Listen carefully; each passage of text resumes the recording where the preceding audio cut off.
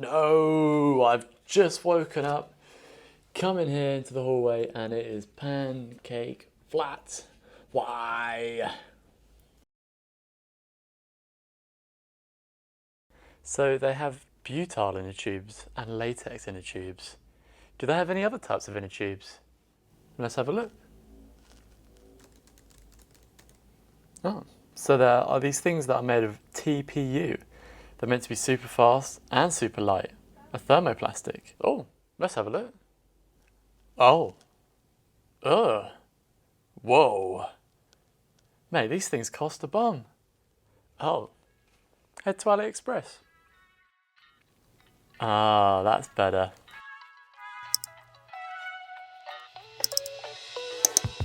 Well, here we go.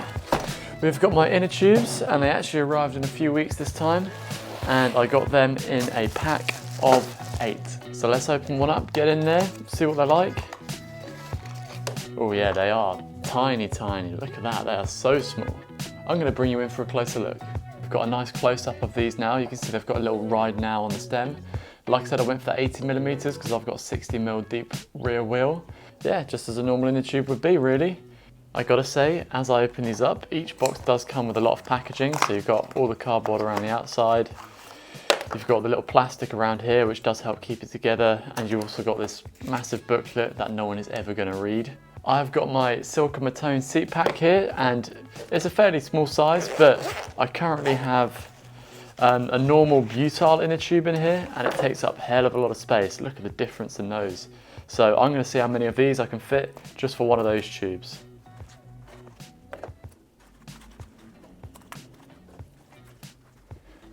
Well, I've just squeezed in 3 there and it's still literally no problem for it. Let's go put some of these on my bike and we'll give them a go. I'm gonna get this rubber ring all the way to the bottom because that's where, in my head, maybe it should go. Before this one goes back in, I'm gonna blow some air into it. That should be enough.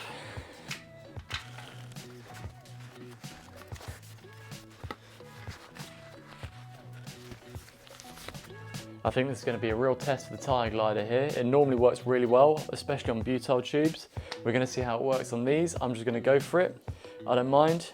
And the GP5000s on these Roval Rapide wheels are literally the tightest things in the world. So, any random place, let's hook it on.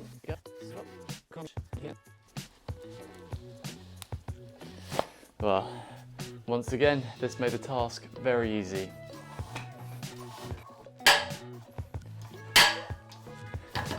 That's the wheel fully inflated, ready to roll, and it's gone up, no problem whatsoever. These RideNows have some lovely advertising here, which I can't wait to show off to the rest of the world. So literally just got back from my first ride there, and I gotta be honest, I was totally skeptical about the feel and the suppleness of these inner tubes, and to be quite frank, they were brilliant. They felt great, they felt supple, they felt smooth. They actually felt like a latex inner tube, I gotta say. Not that it makes much difference, but it held up to the muddy and wet roads. Everyone loves seeing things weighed, so in my rear wheel I had a butyl inner tube. So what have we got there? 99 grams. Then in the spares I had another butyl inner tube. And then I had a fast one. I've got it in here because it's all powdery, so I've taken this one out. And that's 77 grams, so a bit lighter, but all in all, call it around 280. If we go what I have on the bike, so I've got 2 in the wheels, so 1 on each wheel. That's 71 grams, and then I've got 2 in the seat pack as well. So how much is that? Goes to 143, basically half the weight of the other inner tubes as a total system. And then just for one singular, they all seem to weigh at 36 grams, so they're very consistent, these are, which might be testament to some of their production value, maybe? No, I've just woken up, come in here into the hallway and it is pancake flat. Why? Same jumper, I know, but it is a new day.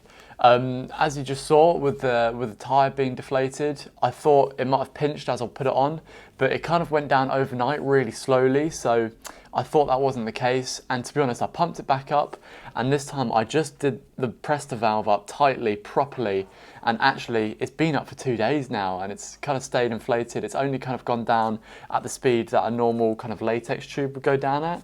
So it's not really a problem there. It might be like a quality control issue because a press to valve shouldn't really do that, but it's what's happened, and all you have to do is make sure it's tight when you re-screw the press to valve back up. So that seems to be okay now. So with that actually brings me on to my first negative about these TPU tubes, and that is that they're kind of cheap and cheerful, you know. They don't have the reliability and the trust that you have with a big company such as Vittoria or Pirelli. So you do come at risk of some of these maybe not working. Like I said, I've managed to fix this one. I just tightened it up a bit more before I put the dust cap back on. So that's tighter, and that's just fixed that problem for me on the rear wheel. The front wheel stayed up just fine, so I think there is potentially fine reliability with these. The second negative that I find with these is that they do lose air faster than a butyl tube, but I would say probably at the same rate as a latex inner tube from the ones that I've had in the past. So that is something to consider if you want to keep them up for multiple days, but to be honest, I always pump up before I ride, so it's not really much of a negative of this one for me. The honest truth is that I've only got those 2 negatives for these inner tubes, so with that, I've got lots of positives. Quick fire round, let's go. The first one is rolling resistance. These do roll fast, and like I said, they run pretty much as fast as a latex tube, which is brilliant, and I didn't expect to feel a difference out on the road compared to the butyl tubes, but honestly, they did feel better. I'm surprised too. Number 2 is the weight. I mean, let's be quite frank, for 36 grams a piece for an 85mm stem here, that is so good. I mean, you just saw the weigh-in. I saved a total of 140 grams on my bike for a total of what, like 20 quid?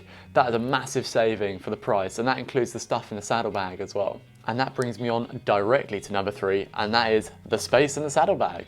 I can literally fit 3 inner tubes. I've only got 2 in there for now for the space of 1, so you can carry twice as many inner tubes and have half the risk of you not being able to get home. I think it's brilliant. Just the space saving is a massive bonus for these.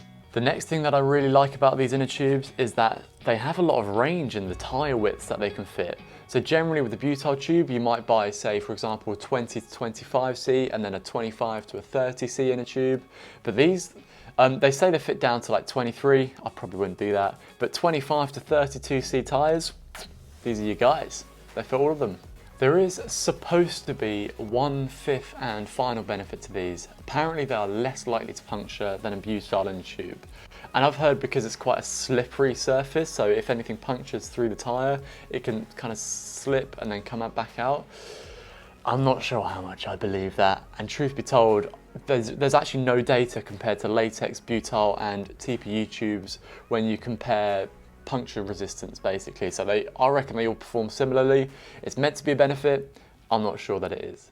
Well everyone, this has been another cycling unboxed video about a product that I think is actually brilliant for the price. I can't complain about these inner tubes. The RideNow inner tubes, they've done really well. I think for the weight saving, the rolling resistance saving, the ease of use, they're just like a normal inner tube. I think these are great, and they cost the same as a normal butyl tube as well, and they're so much lighter and save so much more space. There's nothing but benefits really.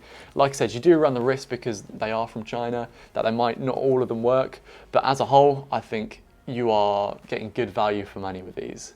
Thank you so much for watching. This has been Cycling Unboxed. I look forward to seeing you in the next one.